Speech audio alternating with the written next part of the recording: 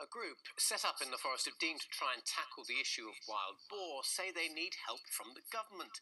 There are thought to be around 1,200 of the animals in the forest, and some have been coming into urban areas and causing damage. Tonight, the group's meeting the local MP as they think the problem's too big to deal with locally. Our Gloucestershire reporter Steve Nibbs is there for us now. Steve. Yeah, thanks very much, Alex. Since 2004, when a group of wild boar were released illegally, things have changed a lot. As you said, the population is now thought to be around 1,200. And actually, we heard tonight from the Forestry Commission that number is coming down. They think their culling programme is working, but there's still enough feral wild boar in the forest to cause lots of damage. And the committee here has been trying to find a solution. And they've been desperate to talk to the local MP. We'll speak to him shortly. In many areas of the forest, wild boar are now part of life. This is a family of 5 that we filmed today rooting for food near a cycle path at Canop. But while some welcome the boar, others want them gone. It's getting worse every year. The size of the turf they're digging up. Well, like I say, they're not just small creatures. This is the result of boar rooting for food next to Ivor Ellis's house, and it's been like this for several years. Throughout the forest, this is just a small area of what's been devastated. Ivor blames the Forestry Commission for not doing enough to control the boar from day one. He wants the entire population culled. They're not part of forest life. They've been allowed to be part of forest life, but that isn't the point. The only viable solution is to get rid of a lot of them. They shouldn't be here. They've been allowed to accumulate here, and it's all right for people outside to come and have a look at them, but they don't have to live with the damn thing. That's easier said than done. Latest figures saw 492 boar culled in 12 months, leaving an estimated 1,200 still in the forest. The Forestry Commission say they will try all legal options to try and reduce the population to 400.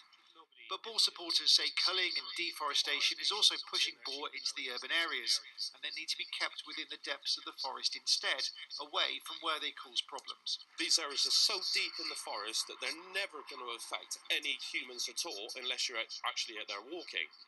You know, they're happy, they've got enough food, they've got enough habitat, they do not need to keep moving. They've got natural territory, but they will not need to walk miles out of the forest. So tonight, a crucial meeting for the parish and town council boar group, who are trying to tackle this divisive issue of wild boar in the Forest of Dean. Certainly is a divisive issue. Emotions have been running quite high already tonight. With me is the local MP, Mark Harper. Mark, you know that emotions are running high in there. Some people think that feral wild boar are going to be flying before the government deffer and you take this seriously. What more can you do?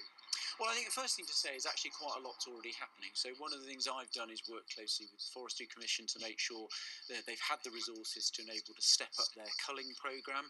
And actually we heard this evening that actually that is starting to bear fruit. You know, actually the numbers are starting either to level off or start coming down. It does take a long time. It's not a simple process. We also had some ideas this evening about some other things that we could do in terms of public education to stop people feeding wild boar, which is not at all helpful, not good for them, not good for the community. Picking up on that, people have asked for a bylaw. They're quite keen on this to make it illegal for people to feed the wild boar. Well, that's right. I heard that very clearly. I mean, I think one of the things we ought to do is look at educating people before we leap straight to a sort of a criminal justice solution, and actually get people to really understand that actually encouraging boar to come out of the forest is not helpful. It's actually more likely to cause damage and danger for people. Make sure people are properly educated. So there were some other ideas that came up which we can take up potentially about reducing some of the damage they cause to verges and things like that. So I think the message would be there's a lot already going on. It does take a frustratingly long time, but it's not that no one's doing anything. There were some very sensible, practical solutions this evening, which I and others will take up. We are running out of time. Will you go to government, ask for a bit of money to help people in the forest? Well, I think certainly if there are things that need resources, I'm very happy to go and ask them. I did when we needed to get some more resources for culling, and if there are sensible, practical solutions, I'm happy to work with people locally to try and get those in place. Mark, thanks for joining us tonight. Mark Harper, the MP for the Forest of Dean. I will follow up this meeting, of course. This is a subject we're keeping a very close eye on here in the forest. I know you will, Steve. Thanks very much indeed for that. I don't think I've ever seen a wild boar. A couple of furious ones, but not a wild one. Now it's 20 to 7 here on BBC.